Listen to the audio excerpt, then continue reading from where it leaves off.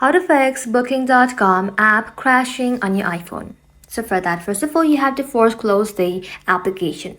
Simply close it and then reopen it again.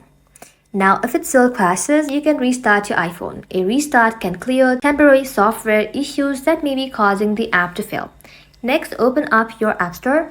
In the search bar, search for Booking.com and then check if the app is updated or not. If not, simply tap on Update and let your application update to its latest version.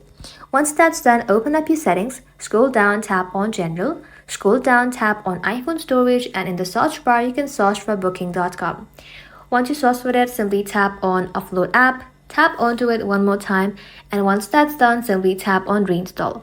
If nothing works, head over to Settings again, tap on General, tap on Software Update, and make sure your iPhone is running the latest version of iOS. And finally, if nothing works, you can delete Booking.com and then reinstall the app from the App Store. Keep in mind that deleting the app may remove data stored locally on your device. Thank you all for watching. If this video was helpful, consider subscribing to our channel and liking this video.